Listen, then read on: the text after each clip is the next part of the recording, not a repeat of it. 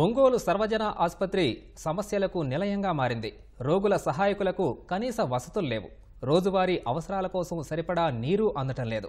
భోజనం నాసిరకంగా ఉంటోంది. అనేక సమస్యలతో రోగులు, వారి సహాయకులు అవస్థలు పడుతున్నారు.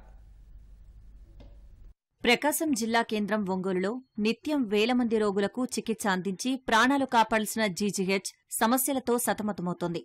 దూర ప్రాంతాల నుంచి ఇక్కడికి చికిత్స కోసం వస్తుంటారు. ప్రమాదాల్లో గాయపడి ప్రాణాపాయ స్థితిలో ఉన్నవారు, ప్రసవం కోసం వచ్చే గర్భిణులతో నిత్యం కిటకిటలాడుతూ ఉంటుంది. ఇలాంటి ప్రధాన ఆసుపత్రిలో సౌకర్యాల కల్పనలో మాత్రం అధికారులు నిర్లక్ష్యం చూపుతున్నారు.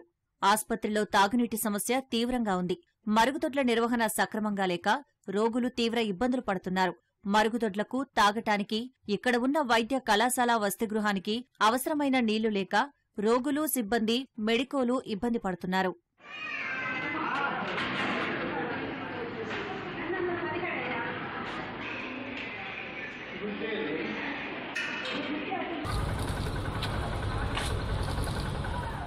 ఆస్పత్రి, వైద్య కళాశాలలకు కలిపి రోజువారీ 8 లక్షల లీటర్ల నీరు అవసరమైతే ప్రస్తుతం 4 లక్షల లీటర్లు మాత్రమే అందుబాటులో ఉంది.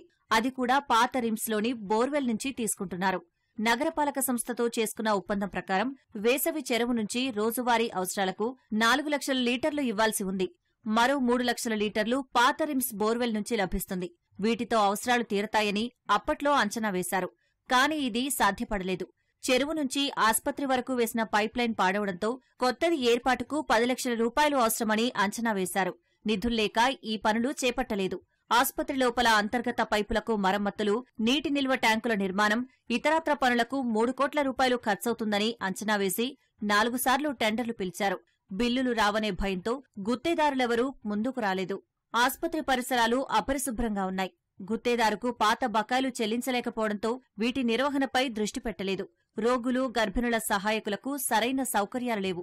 వీరు వరండాలో నేలమీదే కూర్చుంటున్నారు. పోయిన గంటకు కూడా ఏమీ చెప్పలేదు. సరే కనీసం ఇక్కడ ఉండడానికి సౌకర్యం లేదు. ఒక బాత్రూమ్ లేదు, తాగడానికి నీళ్ళకి ఇబ్బంది, అన్నిటికి బయటకు పోవాలి, కొనుక్కొచ్చుకోవాలి. ఉంటానికి పనుకోవడానికి కూడా స్థానం లేదు. ఇక్కడ ఫుడ్ అంటావా, ఫుడ్ కూడా మొత్తం రాళ్ళు అంతా గట్టిగా ఉండిద్ది. అడిగిన వాళ్ళని ఇష్టం ఉంటే తిని, ఇష్టం లేకపోతే లేదని బెదిరింపులు అట్లా చేస్తున్నారు. ఇంకా మందులు ఉంటే బయటకే రాసిస్తున్నారు.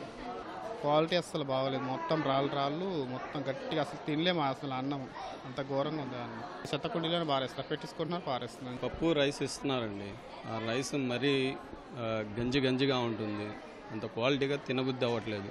అందువల్లనే కేవలం బయట నుంచి తెచ్చుకోవాల్సి వస్తుంది. ఇక్కడ 2 లిఫ్టులు ఉన్నాయి. ఒకటి పని చేస్తుంది, ఒకటి పని చేయట్లేదు. బాగా ఇబ్బంది అవుతుంది పేషెంట్లకు. ఇక్కడ రిమ్స్కి వస్తే ప్రతి ఒక్కళ్ళు ఒక పరీక్షకి 3-4 సార్లు తిరగాల్సి వస్తుంది. 3-4 రోజులు పడుతుంది. కనీసం వృద్ధులకి లిఫ్ట్లు కూడా సరిగ్గా పనిచేయట్లేదు. 1కి 3 ఉన్నాయి కూడా, ఒక్కటి కూడా సరిగ్గా అందుబాటులోకి లేవు, పనిచేయట్లేదు. వృద్ధులు బాగా ఇబ్బంది పడుతూ ఉన్నారు.